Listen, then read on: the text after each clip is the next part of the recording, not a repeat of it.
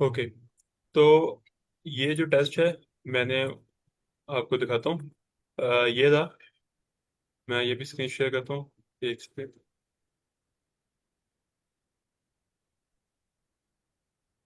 अच्छा, तो ये टेस्ट आयट्स की बुक 19 का टेस्ट 3 का टास्क 1 है। अ, तो ये है हमारे पास डायग्राम। एक हमें दी है उन्होंने। इसमें अगर आप देखें तो यहाँ से ये डायग्राम स्टार्ट हो रही है इस पॉइंट से। यहाँ पे उन्होंने थोड़ी सी डिटेल भी बताई है, जैसे energy, sunlight plus carbon dioxide. फिर यहाँ पे देखें तो एरो का निशान ये बता रहा है कि इसकी मदद से जो प्लांट्स और ट्रीज है ना, ये हमारे पास ग्रो करते हैं। देन वो आगे एरो का निशान किसी का क्वेश्चन है?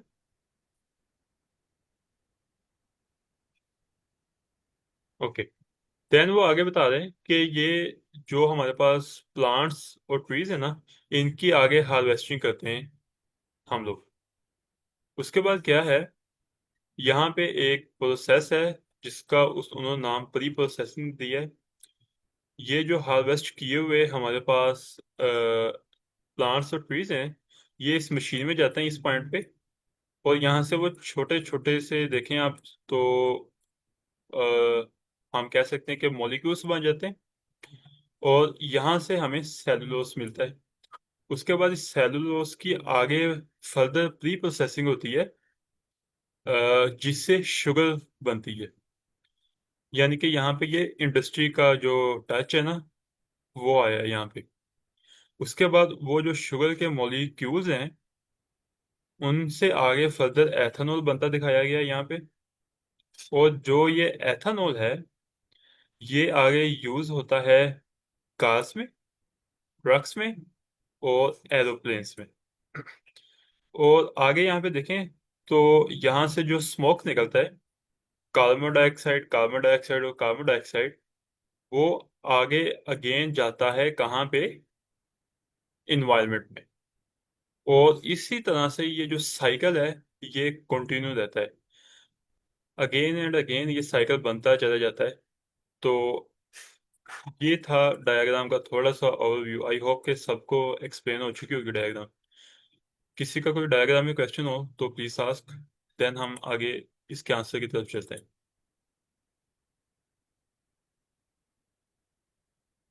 ओके, किसी का कोई क्वेश्चन नहीं है यहाँ तक? क्लियर है। चलिए ठीक है।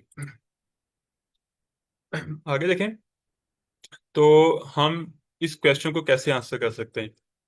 हमने 150 वर्ड्स ऑलमोस्ट लिखने हैं इसके लिए। तो हम क्या कर सकते हैं, हम इसे डिवाइड कर सकते हैं। एक तो आ जाएगा इंट्रोडक्शन, जिसके बारे में कल क्या कहते हैं बात की थी, कि सबसे पहले जो हमारे पास मेन लाइन होगी क्वेश्चन की, हम उसे ही रिफ्रेश करेंगे और थोड़ा सा इंट्रोडक्शन के हवाले से उसे रीवर्ड करके लिख देंगे। देन हमने जो लाइन ग्राफ था उसके लिए तो हमारी स्ट्रेटेजी थोड़ी सी डिफरेंट थी। हमने उसमें देखा था कि कैसे हम उसे कर सकते हैं, कल डिटेल में देखा था हमने। लेकिन ये जो डायग्राम है, अब इसमें हम क्या कर सकते हैं, हम इस डायग्राम को डिवाइड कर सकते हैं पार्ट्स पे। फॉर एग्जांपल, हम इतना ये जो हिस्सा है इसे एक पैराग्राफ में एक्सप्लेन कर दें। देन जो प्री प्रोसेसिंग वाला फेस है, इसे नेक्स्ट पैराग्राफ में एक्सप्लेन कर दें। देन हम ये जो शुगर वाला फेस है, इसे इसके साथ ऐड भी कर सकते हैं या अलग से लिख सकते हैं। देन ये जो हम इससे फ्यूल हासिल करते हैं, जो एथेनॉल है, इस फ्यूल से जो हम गाड़ियाँ रन करते हैं, उसे हम अलग से एक्सप्लेन कर सकते हैं। और एट द एंड हम क्या लिख सकते हैं कि ये जो कार्बन डाइऑक्साइड एमिट होती है इन्वायरमेंट में स्मोक के थ्रू, वो अगेन इन्वायरमेंट में जाती है। और ये साइकिल इसी तरह से कंटिन्यू रहता है। तो ये हर एक की अपनी अपनी स्ट्रेटेजी हो सकती है इस डायग्राम को समझने की या उससे लिखने की। तो मैंने वही बात जो है ना यहाँ पे लिखी है, कि हम स्टेजेस को कर सकते हैं कि पहले पैराग्राफ में थोड़ी सी स्ट्रेटेजी बता दें, देन अगेन स्टेजेस, देन जो लास्ट फ्यू स्टेजेस रह जाएगी हम उसके बारे में लिख सकते हैं। और एट द एंड हम एक छोटा सा ओवरव्यू लिख सकते हैं, जिससे हम समराइज कर सकते हैं कि ओवरऑल ये साइकिल कैसे कंटिन्यू रहता है। तो इस तरह से हम ना इसे आंसर कर सकते हैं ओवरऑल अगर देखें तो। तो इसका जो सैंपल आंसर है वो मैंने ऑलरेडी अभी अभी लिखा है यहाँ पे, क्योंकि कल हमारा टाइम काफी वेस्ट हो गया था। तो आज मेरा मैंने ना इस सैंपल आंसर वैसे ही लिख लिया है। तो फर्स्ट ऑफ ऑल, अगेन ये जो डायग्राम है, इसका जो क्वेश्चन था उसे ही रिफ्रेश किया है और लिखा है a diagram illustrates the industrialised production process of vehicles. अब ये अगेन उसी क्वेश्चन की थोड़ी सी रिवर्डिंग होगी। देन आप देखें, ओवरऑल देखें तो यहाँ पे मेन हाईलाइट है एथेनॉल कि ये जो साइकिल है ये कंप्लीट हमें एथेनॉल देता है। और वो एथेनॉल से जो धुआं निकलता है गाड़ियों की कंजप्शन के बाद, वो अगेन इन्वायरमेंट में जा रहा है। तो इसमें जो मेन हाईलाइट थी एथेनॉल की डायग्राम में, तो वहीं से स्टार्ट किया है। The process of ethanol production begins with natural help of energy obtained by sunlight and carbon dioxide। Sir एक तो मिनट, एक क्वेश्चन है, सॉरी। Yes sir. सर ये आर डायग्राम इलस्ट्रेट की जगह दिस डायग्राम इलस्ट्रेट लिख सकते हैं हम? यस सर, आप लिख सकते हैं। ठीक है सर। एक सेकंड भी पड़ा। Okay sir. अब आगे चलते हैं।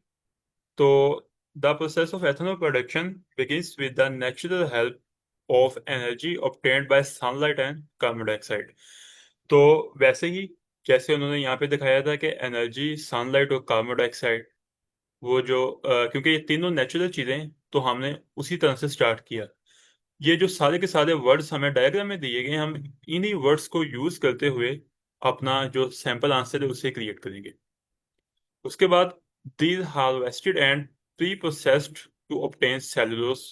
अब देखें यहाँ पे क्या हो रहा है, इनकी हार्वेस्टिंग हो रही है। और यहाँ पे इन्होंने वर्ड यूज किया है प्री प्रोसेस, ये वाला वर्ड। तो इन्हीं वर्ड को यूज करते हुए हमने क्या लिखा कि हार्वेस्टिंग और प्री प्रोसेसिंग के बाद ये सेलुलोस में कन्वर्ट हो रहे हैं।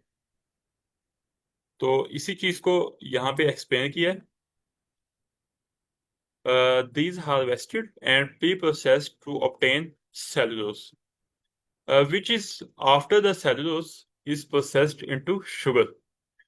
अब क्या हो रहा है कि वो जो सेलुलोज है, वो आगे प्रोसेसिंग उसकी अगेन हो रही है और वो शुगर में कन्वर्ट हो रहा है। तो आगे उसके बाद after the cellulose is processed into sugar, microbes are ethanol added।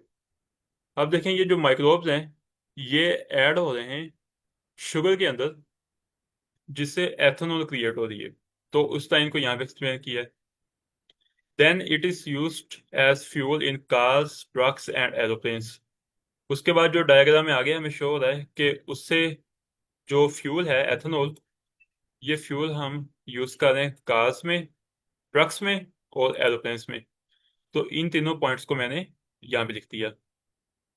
After consuming the ethanol, these vehicles emit carbon dioxide. जो यहाँ पे देखें वो बता रहे हैं कि यहाँ से कार्बन डाइऑक्साइड निकल रही है। तो उसी लाइन को एक्सप्लेन किया है। दीज यहाँ पे after the consuming the ethanol, या हम यहाँ पे लिख सकते हैं after the consumption of ethanol, तो ये भी लिख सकते हैं। These vehicle emit carbon dioxide then taken up by plants and trees for their growth, renewable biofuel. आप देखें ये जो कार्बन डाइऑक्साइड यहाँ पे इन्वायरमेंट में जा रही है, उसका जो साइकिल है ना, वो आगे अगेन यहाँ पे खत्म हो रहा है इस पॉइंट पे, कि वो carbon dioxide again environment use कर रहा है। तो उसी चीज को यहाँ पे लिखा है कि इससे अगेन क्या होता है, ये जो कार्बन डाइऑक्साइड है ये यूज होती है प्लांट्स और ट्रीज के लिए। वो इससे अगेन ग्रोथ उन्हें हासिल होती है। तो ये एक तरह का रीन्यूएबल बायोफ्यूल है। तो एट द एंड हमने थोड़ा सा ओवरव्यू दे दिया। Overall the industrial production process of ethanol from plants and from plants, multiple stages starting from harvesting plants to returning after vehicle combustion for the further growth of plants। तो ये एक छोटा सा overview हमने कर दिया है। तो ये मैं सैंपल आंसर आप देख सकते हैं, ठीक है। तो इसमें थोड़ी बहुत ग्रामर की मिस्टेक्स भी होगी, क्योंकि मैंने अभी अभी जल्दी जल्दी लिखा है और इसे रीचेक नहीं किया। तो इस तरह से ना आप क्या कहते हैं डायग्राम को एक्सप्लेन कर सकते हैं। इसका जो स्कोर है वो 1 मिनट चेक कर लेते हैं कि क्या आ रहा है। मैं आपको दूसरी स्क्रीन शेयर करता हूँ।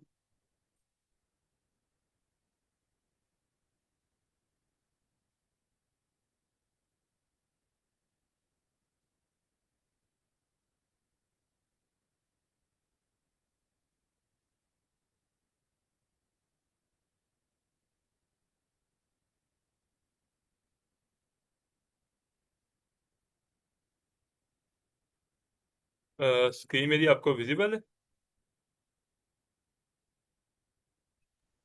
No sir. अच्छा, ये हो नहीं रही, एक सेकंड जरा।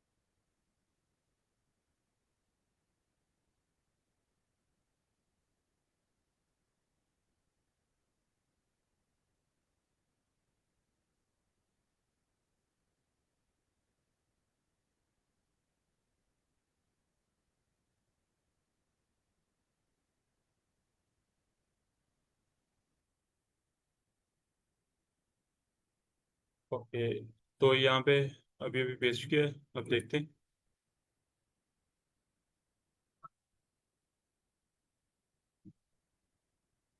You have reach, okay. तो ये फ्री में क्या कहते हैं, उसकी लिमिट आई थिंक एक्सीड हो चुकी है, तो वो प्रीमियम का कह रहे हैं। तो ये यहाँ से मैंने इसे उठाया था, आप देख सकते हैं। तो यहाँ पे आप इस तरह से क्या कहते हैं देख सकते हैं। इसका अगर आप ऐसा करें कि इसे अगेन किसी और अकाउंट से अगर लॉगिन करेंगे तो ये क्या करेगा, हमें अगेन एक्सेस दे देगा। और यहाँ पे नीचे ना सैंपल आंसर्स भी दिए गए, आप इन्हें भी पढ़ सकते हैं। जैसे कि ये पढ़ लेते हैं।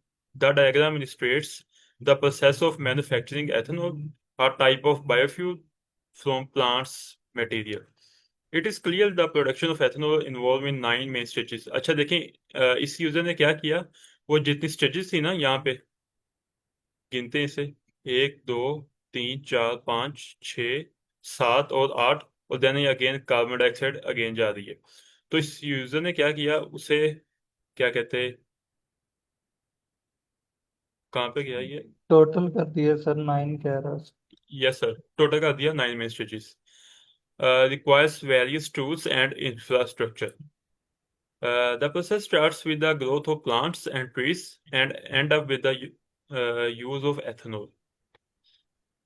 ओके, तो देखें उसने इस तरह से ना इसे ओवर एक्सप्लेन किया। In the first stage plants and trees grown by absorbing sunlight and carbon dioxide from the atmosphere. Once they are fully developed, they are harvested using agriculture machinery. After the collection, the biomass is fed into a machine that slices it into smaller pieces to extract cellulose. तो ये जो process था, ये देखें machine लगी हुई है, और यहाँ पे स्मॉलर प्रोसेस से ये सेलुलोस बना रहा है। तो इस चीज को उसने एक्सप्लेन किया। देन उसने आगे लिखा है, this phase is known as pre processing, और यहाँ पे उसने अलहदा से इसे लिख दिया। Next, extracted cellulose is transported to processing plant where it is converted into sugar.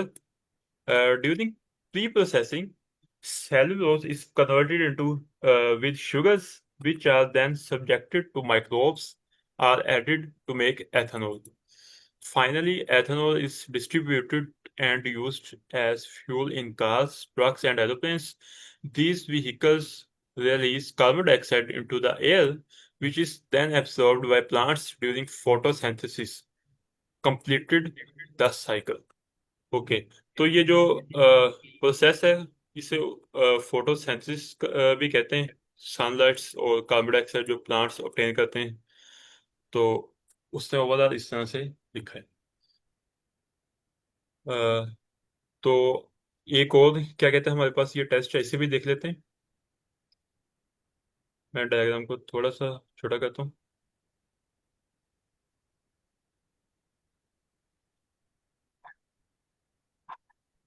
यहाँ पे देखें तो ये पोर्ट हार्बर है। The plan below shows a harbor in 2000 and how it looks today। तो यहाँ पे वो जो क्वेश्चन है ना, वो बता रहा है कि पोर्ट हार्बर 2000 में कैसा था और आज कैसा है। अब यहाँ पे क्वेश्चन ये है कि summarise the information by selecting and reporting the main features and make comparisons where relevant. Okay, तो हम देख सकते हैं, सबसे पहले हम क्या करेंगे कि डायग्राम जो है, अच्छा एको तो नहीं क्रिएट हो रही, एक दफा बता दें। जी सर। एको तो नहीं क्रिएट हो रही वॉइस की। नहीं सर, ठीक है, क्लियर है। Okay, okay sir. चलें ठीक है। अब सबसे पहले हम क्या करेंगे कि डायग्राम को डिटेल में देखेंगे। हम 2 से 3 मिनट्स किसी भी जब रियल क्वेश्चन भी होगा इसका टेस्ट में, तो तब भी डायग्राम को देखेंगे ताकि हम ये देख सकें कि किन किन पॉइंट्स को हम कैसे एक्सप्लेन करेंगे। तो डायग्राम में अगर तो उन्होंने आपको मैप दिया है, ये वाला पॉइंट नॉर्थ वेस्ट ईस्ट और साउथ की अगर डायरेक्शंस हैं, तो इन डायरेक्शंस को यूज करते हुए हम इस मैप को एक्सप्लेन करेंगे। ओके, तो यहाँ पे देखें तो श- ये जो पोर्ट हार्बर है, इसका जो साइज, इसका जो ये पॉइंट है वेस्ट वाला, यहाँ पे मेन रोड है। ठीक है, उसके बाद मेन रोड के साथ ही शॉवर्स और टॉयलेट हैं और 10 कार पार्क है। ठीक है, उसके बाद अगर मेन रोड से ही हम साउथ में जाएं तो एक और कार पार्क है यहाँ पे। ठीक है, ये था पोर्ट हार्बर 2000 में कैसा है। उसके साथ अगर देखें तो कार पार्किंग के साथ यहाँ पे प्राइवेट याच है। ठीक है, और यहाँ पे ये सारे का सारा हम कह सकते हैं कि सी वाला एरिया है। ठीक है, मेरीना प्राइवेट याच के सामने ही एडजेसेंट फिशिंग बोट्स का जो एरिया यहाँ पे स्पेसिफाई किया है उन्होंने। और देखें तो यहाँ पे जो डॉक है ना, वहाँ पे ये जो फिश एक बोट खड़ी है इस जगह पे, ये कौन सा एरिया होगा, ये मेरीना याच से ईस्ट साइड यहाँ पे हम इसे कंसीडर करेंगे।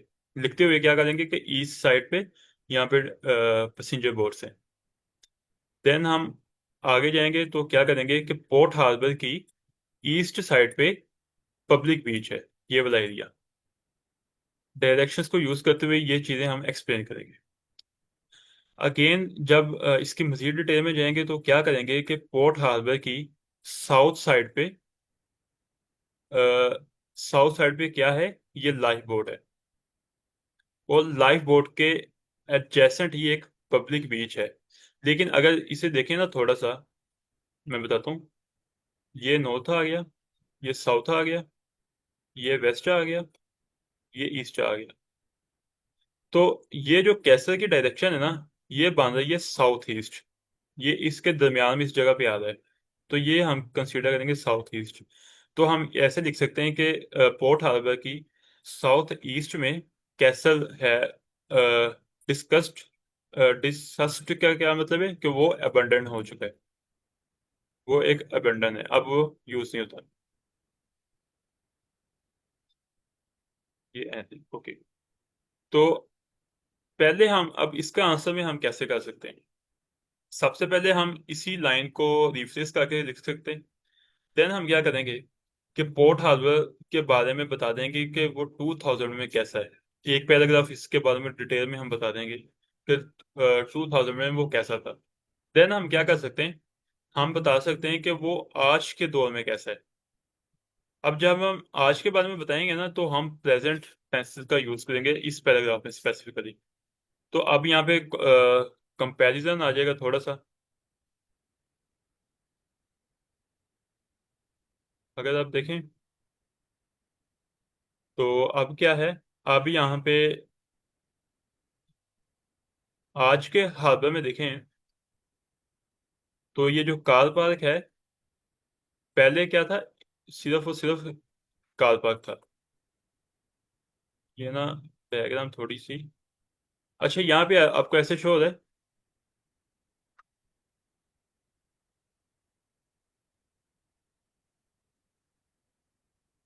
कि नहीं, सेक्शन में खोल देते हैं, यहाँ पे देखें, यहाँ पे ठीक है।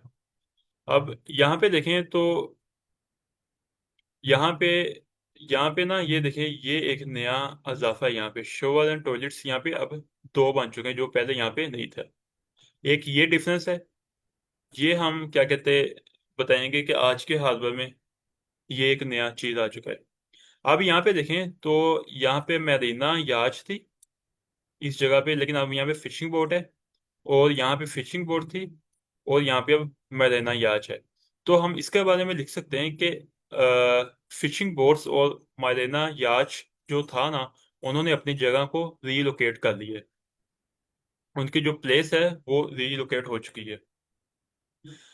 अब यहाँ पे देखें तो यहाँ पे ये प्लेस एम्प्टी है, लेकिन यहाँ पे अब एक डॉक है, तो हम इसके बारे में लिख सकते हैं कि जो डॉक है उसकी एक्सपेंशन हो चुकी है आज के दौर में, और जो पब्लिक बीच था इस जगह पे वो वैसे का वैसा ही है आज के दौर में भी। और टुडे आज के पोर्ट हार्बर में क्या है, यहाँ पे इस प्लेस पे लाइफ बोट के एडजेसेंट यहाँ पे कैफे और शॉप्स बिल्ड हो चुकी हैं। ओके, देन हम क्या लिखेंगे कि जो हमारे पास पब्लिक बीच था, यहाँ पे देखें तो लेट हार्बर में पब्लिक बीच था, लेकिन टुडे आज के मॉडर्न हार्बर में वो अब प्राइवेट बीच हो चुका है फॉर द होटल। यहाँ पे ये लाइन लिखी हुई है, इसका क्या मतलब है कि जो पहले कैसल था अब वो कैसल की जगह होटल बन चुका है वहां पे, और वो एक होटल जो है वो प्राइवेट प्रॉपर्टी है, और जो पब्लिक बीच की जो प्लेस थी वो उन्होंने एक्वायर कर ली है, और वहां पे होटल के लिए एक प्राइवेट बीच बना ली है। तो ये ओवरऑल इसमें डिफरेंस है, हम इस डिफरेंस को एक्सप्लेन कर सकते हैं अलहदा से भी और सेकंड पैराग्राफ में भी। और एट द एंड हम ओवरव्यू में ये लिख सकते हैं कि पोर्ट हार्बर की जो अपग्रेडेशन है और उसमें जो जो तब्दीलियां आई हैं उसके बारे में हम थोड़ा सा लिख सकते हैं डिटेल में। अब यहाँ पे मुख्तलिफ आंसर्स दिए गए, इन इनमें से किसी एक आंसर को पढ़ देते हैं ताकि आइडिया हो जाए अच्छा सा। अब देखें, ये आंसर पढ़ देते हैं। The blueprints illustrates the development of harbour comparing the 2000 to the present today. अब वो जो फर्स्ट लाइन थी उसे रिफ्रेश करके लिखा गया है। At first glance port harbour has transformed from a boatyard into a luxurious destination. The अच्छा ठीक है, उसने स्टार्ट ही the abandoned castle has been renovated and turned into the hotel. अच्छा, जो ये यूजर है इसने क्या किया, इसने स्टार्ट ही कंपैरिजन से किया, इसके जो लिखने का स्टाइल है। In 2000, the castle on the far east side of the harbour was not in use. However, today it has become the main attraction of Port Harbour, now functioning as seaside hotel. In the past, the South Beach was public, but currently it is only accessible for the guests of the hotel. वही बात जो private हो चुका है. Another notable change over the time is the size of dock itself, which is now capable of hosting more boats. वो जो boats थी उसके बारे में यहाँ पे लिखा है। Today the harbour has larger area for private yacht, whereas in the past the space was located in the northwest area which is now occupied by fishing boats. There are also new cafes shop alongside the road that into the hotel. अच्छा, ये जो answer है ना आप इसमें देखें तो सिर्फ और सिर्फ उसने कंपैरिजन लिखा है, इस यूजर ने जैसे लिखा है, तो यहाँ पे सिर्फ कंपैरिजन के बारे में लिखा गया है। और देखें ये जो जगह थी, ये जो चीज है ना ये वाली, इसका ज्यादा भी इस्तेमाल नहीं किया, तो ये उन्होंने मैप में ये जो प्लेस है ये इस्तेमाल करने के लिए दी है। अगर इसका इस्तेमाल नहीं ना करेंगे तो आपके जो बैंड्स है उसमें अफेक्ट आ सकता है। कोई और देख लेते हैं। अब ये आंसर देखें तो सबसे पहले उसने उसी वर्ड को रिफ्रेश किया है जो क्वेश्चन है। देन उसने एक ओवरव्यू दिया है कि जो मॉडिफिकेशन है वो क्या है। अ, नई अपॉर्चुनिटीज क्रिएट हुई हैं विजिटर्स के लिए, कैफेज के लिए, शॉप्स के लिए और होटल्स के लिए। अब वो आता है from the map we can see the marina fishing boats which were near the main road were located on the west north side of the map। अब देखें इसने प्रॉपर उस मैप को यूज किया है उसके डायरेक्शंस को। Until today, a new shore has been built between two parks in the places of fishing boats and marina have been replaced with each other। Cafe and shops were built next to the lifeboat। वो जो diagram में था वो चीजें explain कर रहा है कि लाइफ बोट के आगे कैफे और शॉप्स क्रिएट हो चुकी हैं। ओके, तो यहाँ पे क्या।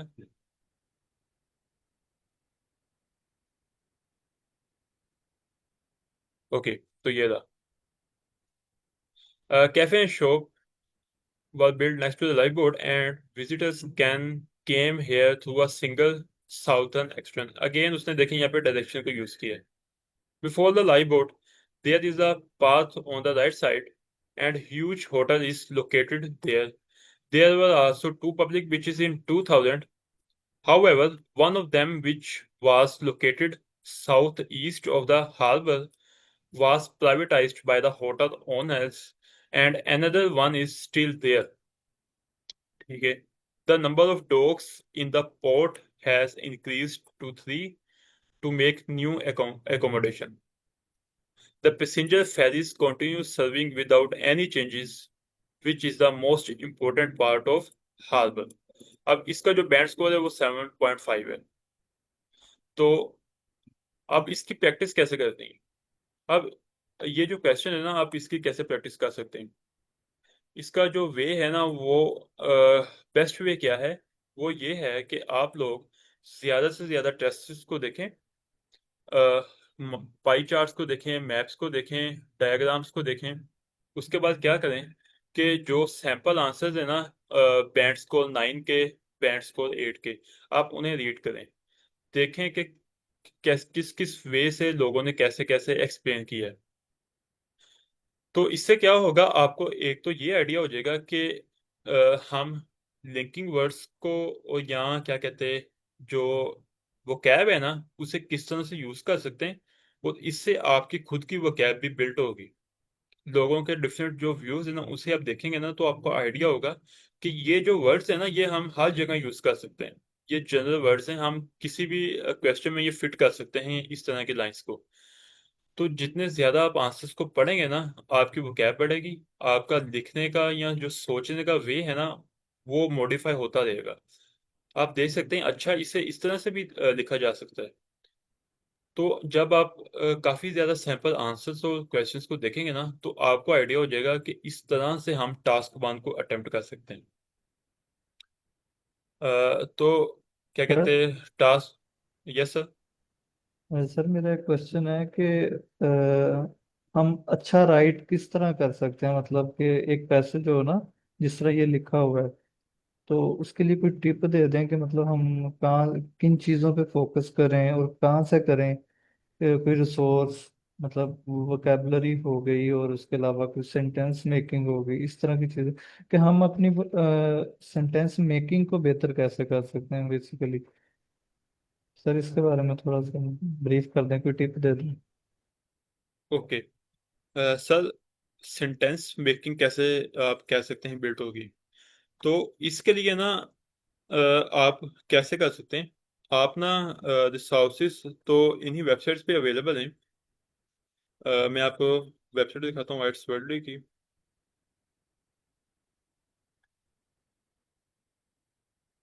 अब ये जो वेबसाइट है ना अब यहाँ पे देखें तो राइटिंग के ना लेसन्स दिए गए।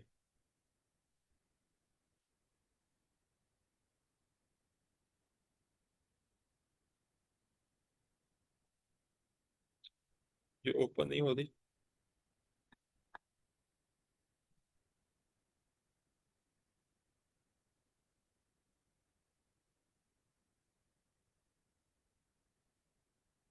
अच्छा, ये ओपन पता नहीं क्यों नहीं हो रही। तो यहाँ पे देखें, अब यहाँ पे आप ना प्रैक्टिस कर सकते हैं किस जगह की, वो कैब की। अगर आपने वो कैब की प्रैक्टिस करनी है तो यहाँ पे उन्होंने आयट्स की वो कैब दी है। आप इन वर्ड्स को देख सकते हैं। डेली के आप क्या करें, 20 वर्ड्स या 15 वर्ड्स या 20 वर्ड्स, आप यहाँ से वो कैब की प्रैक्टिस कर सकते हैं आयट्स की। तो आपको आइडिया हो जाएगा। देखें, जैसे कि यहाँ पे देखें, यहाँ पे लिखा हुआ है मैनी। मैनी की जगह वर्ड यहाँ पे न्यूमरस यूज कर सकते हैं आप। वंडरफुल की जगह वर्ड मार्वलस यूज कर सकते हैं। तो इस तरह से देखें, इम्पोर्टेंट की ये वर्ड इम्पोर्टेंट जो है ये हम अपनी अक्सर यूज करते हैं, लेकिन इसकी जगह जो एक और वर्ड है मीनिंगफुल, आप ये यूज कर सकते हैं। आफ्टर काफी कॉमन वर्ड है, इसकी जगह हम फॉलोइंग या नेक्स्ट यूज कर सकते हैं। उसके बाद यहाँ पे काफी वर्ड्स हैं, जितना पढ़ेंगे आपको आइडिया हो जाएगा। वो कैब के लिए आप एक तो ये प्रैक्टिस यूज कर सकते हैं कि आप डेली का जो वो कैब है उसे देखना स्टार्ट कर दें। और दूसरा जो सेंटेंस मेकिंग आपका क्वेश्चन था ना, उसके लिए आप क्या कर सकते हैं, आप ये वेबसाइट में आपको दिखाता हूँ। ये देखें, यहाँ पे ना टास्क 1 और टास्क 2 दोनों के ना आपको प्रोवाइड किए गए हैं टेस्ट, डिफरेंट जो है ना टेस्ट। यहाँ पे देखें, ये काफी ज्यादा तादाद में पड़े हुए हैं। आप इन्हें ओपन करें और क्या कहते हैं, जैसे कि यहाँ पे देखें। अच्छा, टास्क 2 की हमने डिस्कशन अभी नहीं की, इसी पे आ जाते हैं। आप ना लोगों के आंसर्स को पढ़ें कि लोगों ने कैसे आंसर किया है। आपको भी आइडिया होगा कि इस तरह से ना हम सेंटेंस को मेक कर सकते हैं। तो इसकी जैसे जैसे प्रैक्टिस करते जाएंगे ना, आपकी ये आहिस्ता आहिस्ता अच्छी होती चली जाएगी। लेकिन इसकी जो बेस है ना वो बनेगी आपके टेंसेस के, या जो आपकी जो इंग्लिश है ना वो कितनी अच्छी है, आप कैसे सेंटेंस क्रिएट कर सकते हैं। तो आप, अगर तो आपकी क्या कहते हैं वो ग्रामर नहीं ना अच्छी, तो सबसे पहले आप टेंसेस को देख लें। टोटल जो 12 टेंसेस हैं, प्रेजेंट के, पास्ट के और फ्यूचर के। तो आप उन टेंसेस को देख लें, उसके बाद आप क्या करें, प्रैक्टिस स्टार्ट कर दें। लोगों के आंसर्स को पढ़ेंगे ना तो ये एक अच्छा वे है, बजाय कि खुद आप उसकी प्रैक्टिस करें। उससे क्या होगा, जो खुद आप करेंगे वो आपका थोड़ा सा हटके हो जाएगा। लेकिन जब आप स्पेसिफिक आइट्स को टारगेट करते हुए लोगों के आंसर्स पढ़ेंगे ना, तो आपको आइडिया हो जाएगा कि इस तरह से हम ना सेंटेंस को क्रिएट कर सकते हैं। फिर क्या है, आप अपना खुद का आंसर यहाँ पे लिखना स्टार्ट करें। जिस पॉइंट पे आपको समझ नहीं आ रहा कि यहाँ से आगे क्या कैसे जाना है, आप लोगों का आंसर देखें कि उन्होंने इस स्पेसिफिक लाइन को कैसे लिखा है। तो आप उस लाइन को थोड़ा सा चेंज करके अपने वर्डों में लिख सकते हैं। तो इसी तरह से प्रैक्टिस के थ्रू ही आप इसे सर क्या कहते हैं, ये जो टास्क 1 है ना इसे लिख सकते हैं। जी सर, थैंक यू। ये काफ़ी था वो इम्पोर्टेंट कैब बातें आपने बता दी हैं। इन पे मैं फोकस करता हूँ। वो कैब के लिए आप ये यूज कर जी सकते सर। हैं। जी सर, इसी में ज़्यादा सर इश्यू आ रहा है मुझे ना। ओके। मतलब जी। लेकिन मैं आपको एक और बताता हूँ। जी सर। क्या कहते हैं, हमारे साथ ना एक एस्पायरेंट थी जिन्होंने आइट्स का एग्जाम दिया है। उन्होंने बताया कि मैंने काफी टाइम स्पेंड किया था आइट्स की वो कैब पे, लेकिन जो रियल टेस्ट था ना मेरा हुआ, उसमें मैंने कोई भी फैंसी वो कैब यूज नहीं की।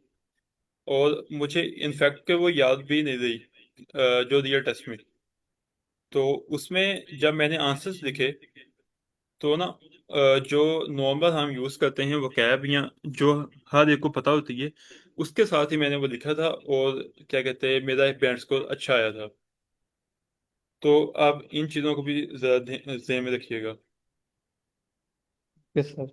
ठीक है। और क्या कहते हैं, मैं आपको डॉक्यूमेंट शेयर कर देता हूँ एक, आप जी उस सर। डॉक्यूमेंट को लाजमी पढ़िएगा।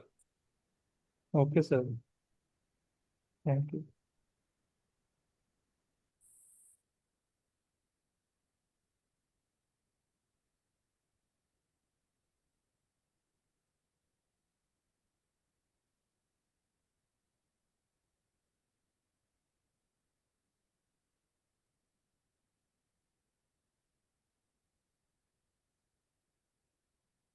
स्लैक में मैंने ये शेयर किया हुआ है, इसका लिंक मैंने शेयर कर दिया है, आप ना स्लैक में भी वो जाकर देख सकते हैं। अच्छा, आज हम कंटिन्यू करते हैं अपना टास्क 2 की तरफ। आज ना टास्क 2 का ओवरव्यू देख लेते हैं, देन कल हम ना क्या कहते हैं प्रैक्टिस करेंगे।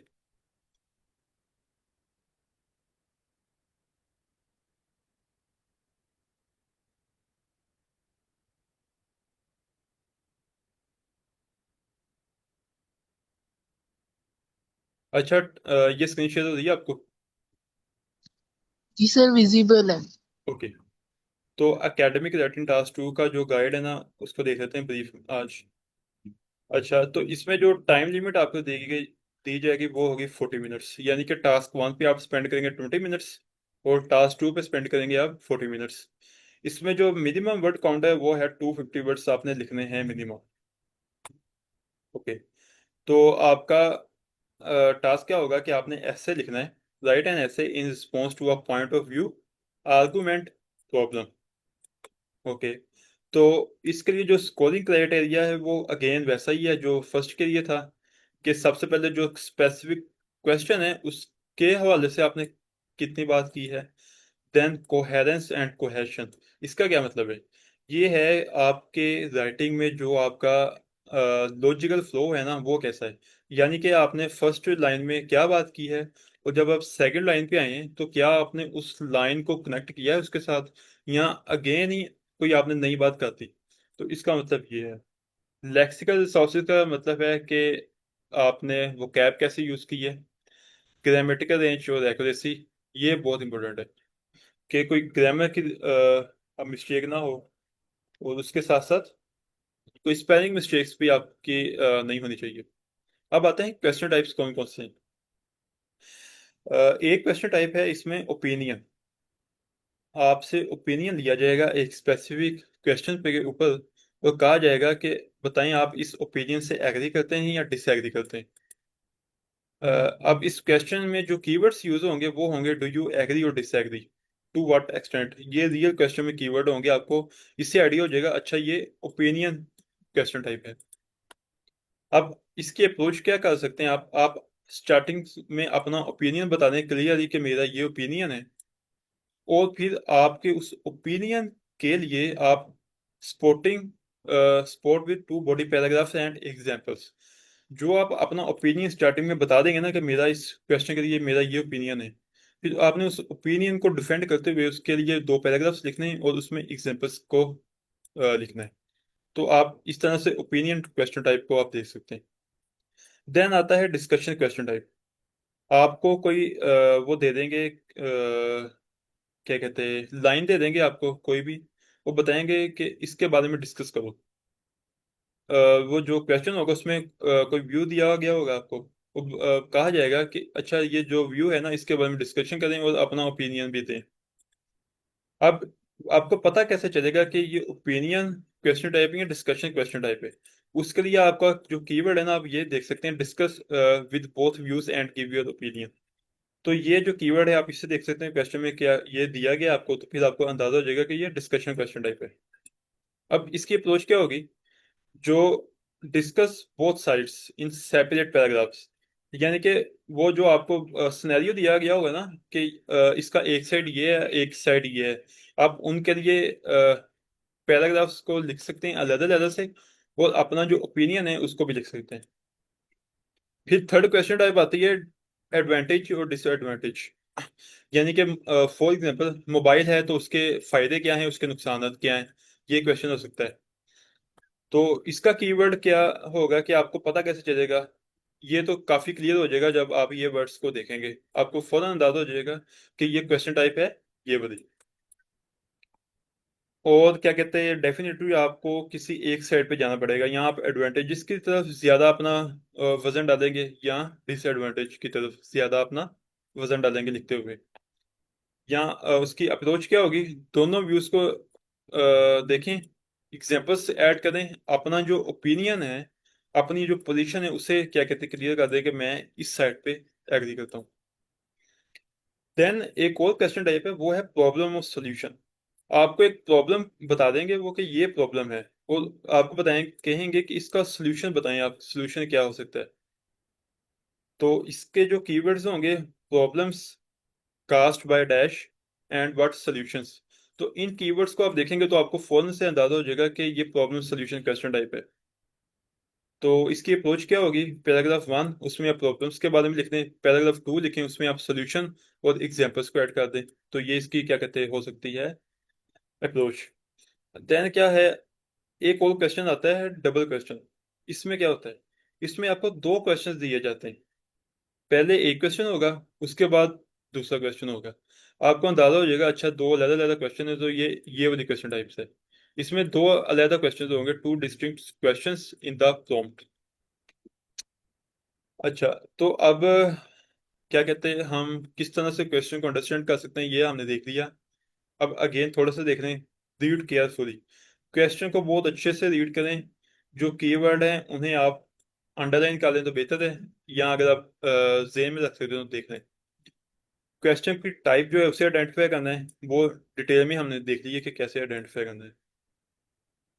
ब्रेनस्टॉर्म और प्लान आइडियाज, आंसर को लिखने से पहले आप अपने जहन में एक क्या कहते हैं, प्लान बना लें कि किस तरह से आपने इस क्वेश्चन को लेके चलना है।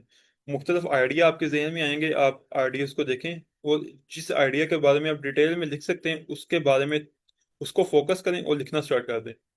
इंट्रो आ जाएगा सबसे पहले, दो तीन बॉडी पैराग्राफ आ जाएंगे, और एट द एंड आप कंक्लूड कर सकते हैं उससे। अब क्या कहते हैं, टेम्पलेट के बारे में आ गया। सबसे पहले जो हमने टास्क वन में देखा था, सबसे पहले उसी क्वेश्चन को ना पैराफ्रेज करते हैं। अब पैराफ्रेज का क्या मकसद है, इससे ना एग्जामिनर को क्लियर हो जाएगा कि आपने अच्छे से उस क्वेश्चन को समझ लिया। जब आप उसे उसी लाइन को पैराफ्रेज करेंगे ना तो उससे पता चल जाएगा अच्छा इस क्वेश्चन को अच्छे से समझ लिया। तो टॉपिक आ गया, स्पोर्टिंग आइडिया और एग्जांपल्स आ गई, ये चीजें आपने लिखनी लिखनी है। और क्या कहते हैं, कंक्लूड आप कैसे कर सकते हैं, समराइज कर सकते हैं ओवरऑल, या जो आपका ओपिनियन है जो आपने दिया था उसमें, उसके बारे में लिख सकते हैं। नो न्यू आइडिया, ये बहुत इंपॉर्टेंट है। आप एंड करते करते कोई नया ओपिनियन या नया आइडिया ना दे दें जिसके बारे में आपने ऊपर बात ही नहीं की। अब ये क्या चीज क्रिएट करेगी, ये जो स्टार्टिंग में हमने देखा था ना, ये वाली चीज, कोहेरेंस और कोहेशन। इसका क्या मतलब है कि आप अगर कोई एक बात कर रहे हैं ना, तो नेक्स्ट लाइन में आपने उसकी उसी को सपोर्ट करते हुए वो लाइन लिखनी है। ये ना हो कि आप पहले बात कर रहे हैं, क्या कहते हैं, आप पहले बात कर रहे हैं, फॉर एग्जांपल अभी हम बात कर रहे हैं अचानक से, क्या कहते हैं, समर की, लेकिन नेक्स्ट टाइम में हम विंटर पे आ जाएं, तो ये ऐसी बात है कि इन दोनों चीज़ों में ना कनेक्टेड नहीं है कोई। तो आपने इस चीज़ से लाजमी अवॉइड करना है। अब लिंकिंग वर्ड्स, ये वोकैब की तरह ही आ जाते हैं। जब आप एक लाइन को ख़त्म करते हैं तो दूसरी लाइन को क्या कहते हैं स्टार्ट करने के लिए कोई लिंकिंग वर्ड होते हैं। In today word it is often argued adding furthermore in addition contrast however on the other side, examples के लिए आप ये यूज कर सकते हैं, कंक्लूजन के लिए ये वर्ड्स यूज कर सकते हैं। आप चैट जीपीटी को कहें कि मुझे लिंकिंग वर्ड्स बता दें आइट्स के लिए, वो आपको काफी डिटेल में बता देंगे। तो आप इन वर्ड्स को यूज कर सकते हैं। इससे क्या होगा, आपका वर्ड काउंट है वो भी इंक्रीज हो जाएगा और डेफिनेटली थोड़ा सा अच्छा क्या कहते हैं आ जाएगा। अब जो बैंड है वो कैलकुलेट होता है टास्क रिस्पॉन्स पे, कि क्वेश्चन को आपने कैसे आंसर किया है, कोहेरेंस पे, वो कैब पे और ग्रामर पे। इन चार चीजों को देखते हुए ना एग्जामिनर आपका बैंड स्कोर कैलकुलेट करेगा। तो इन डेफिनेटली इन चारों चीजों को आपको देखना पड़ेगा। क्वेश्चन को आपने अच्छे से आंसर करना है। टॉपिक, जो टॉपिक है ना उस पर आपने स्ट्रिक रहना है, टॉपिक से बाहर नहीं जाना। उस टॉपिक के लिए जो सपोर्टिंग एग्जांपल्स है आपने वो देनी है। देन क्या कहते हैं, लॉजिकल फ्लो लाजमी है, पैराग्राफिंग आ जाएगा, लिंकिंग आ जाएगा। इसके बारे में हम डिटेल में देख सकें। वो कैब आप यूज कर सकते हैं जितनी आपको अच्छी हो, आती हो। रेपिटेशन से आपने अवॉइड करना है जितना हो सके। उसके बाद क्या कहते हैं, ग्रामर आ गई।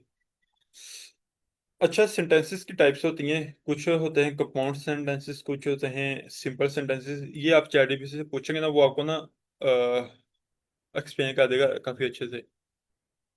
और एरर से आपने अवॉइड करना है। फाइनल एडवाइस क्या है, वो यही है कि प्रैक्टिस करें जो क्वेश्चन उसके लिए, उसके बाद एग्जाम लाइक कंडीशन में आप जब प्रैक्टिस करेंगे तो डेफिनेटली उसके उससे क्या होगा, आपको आइडिया हो जाएगा कि आप 40 मिनट्स के अंदर अंदर अपने क्वेश्चन को लिख सकते हैं या नहीं लिख सकते।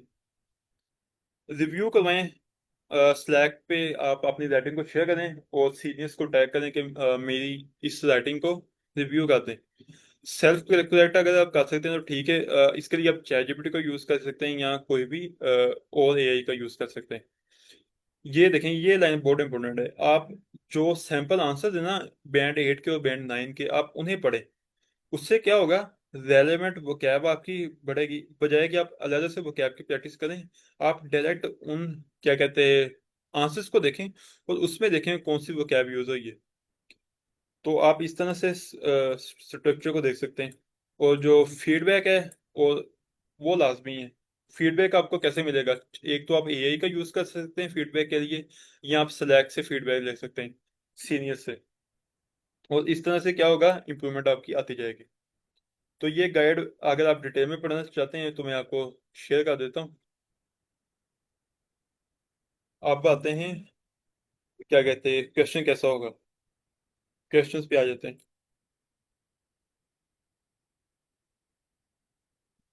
मैंने ओपन किया था यहाँ पे, किस कहीं ना कहीं से नहीं किया।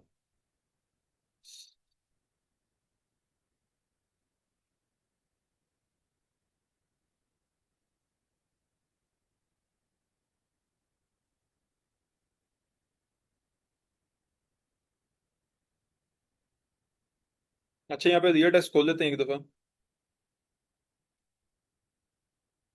टेस्ट 1 का टेस्ट 2 खोलते हैं। अब ये आर्ट्स का रियल एक क्वेश्चन है, कैम्ब्रिज का। अब देखें यहाँ पे क्वेश्चन क्या है।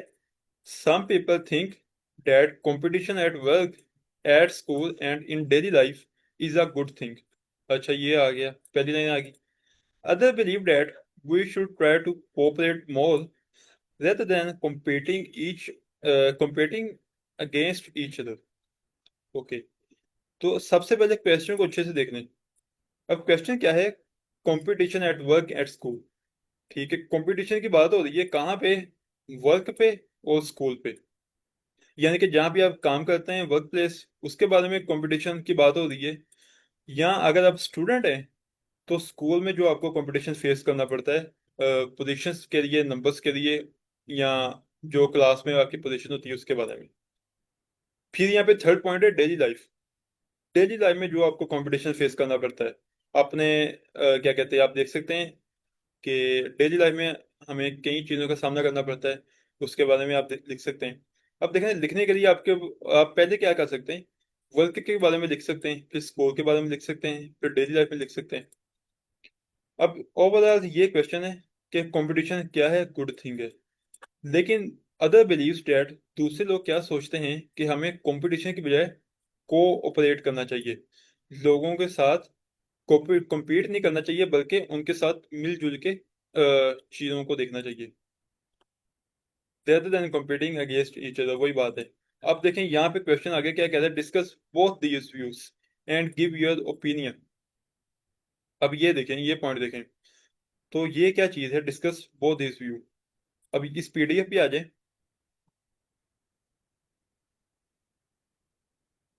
Discuss both views and give your opinion. अब हमें क्लियरली पता चल गया कि ये क्वेश्चन टाइप डिस्कशन की है। ये क्वेश्चन टाइप कौन सी है, डिस्कशन की। अब इसकी अप्रोच क्या होगी, आपने बोथ जो साइड्स हैं, यहाँ पे देखें साइड्स कौन कौन सी हैं। पहली साइड आ गई कंपटीशन की, ठीक है। दूसरी साइड आ गई कोऑपरेट रहने की। तो हमें यहाँ पे इस पैराग्राफ में क्या बताया कि आप दोनों साइड्स के बारे में अलग से लिखें, सेपरेट पैराग्राफ्स। और जो अपना ओपिनियन है वो भी दें, क्योंकि यहाँ पे उन्होंने क्वेश्चन में हमें कहा है गिव योर ओपिनियन। आपने क्वेश्चन की रिक्वायरमेंट को लाजमी फुलफिल करना है। तो आपको इस तरह से क्या कहते हैं आइडिया हो जाएगा कि क्वेश्चन कौन सा है और कैसे लिखना है। अब आ जाएं इनके आंसर्स की तरफ। तो यहाँ पे देखें लोगों ने आंसर्स दिए हुए हैं, हम किसी को भी पढ़ लेते हैं।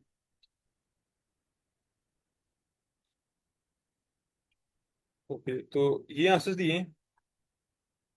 ऐसा करते हैं कि इससे पढ़ते हैं।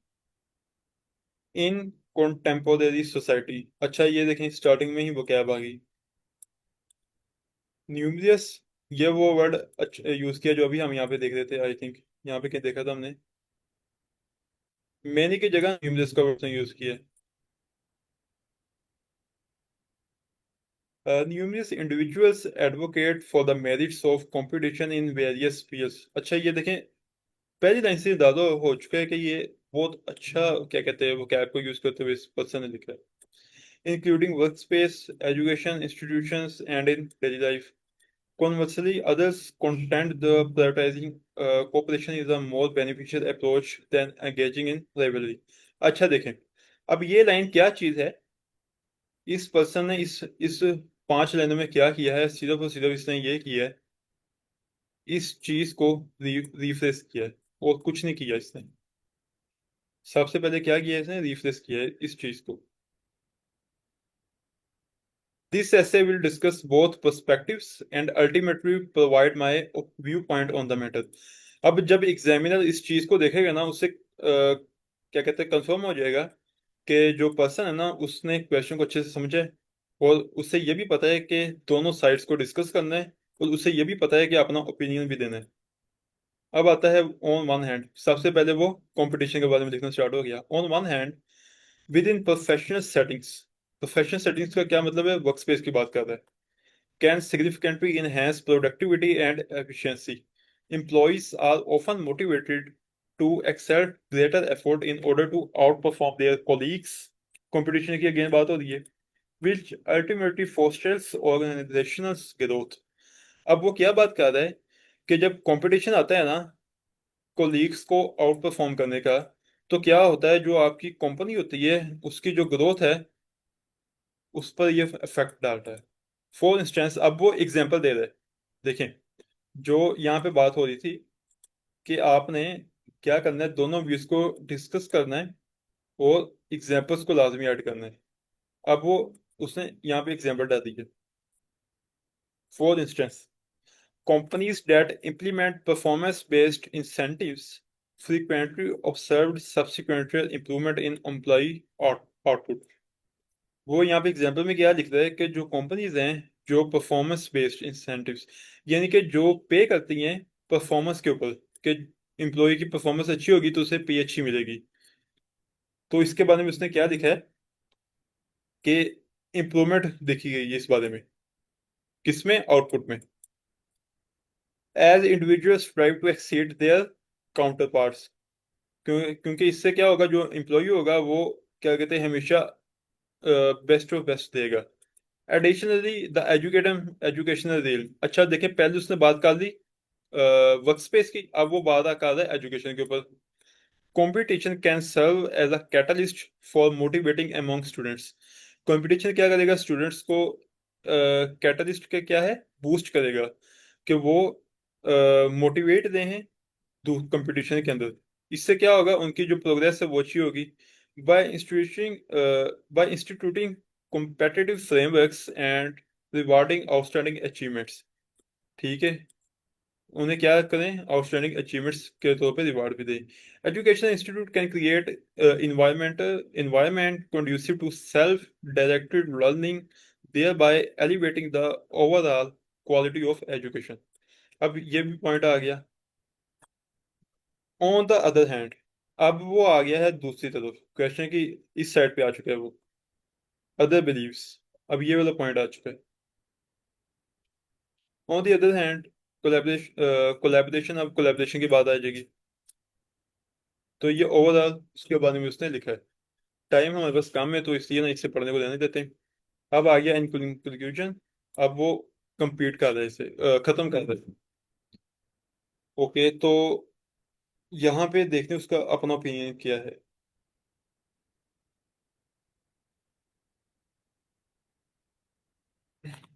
एक बोल तो पैटर्न को प्रेजेंट।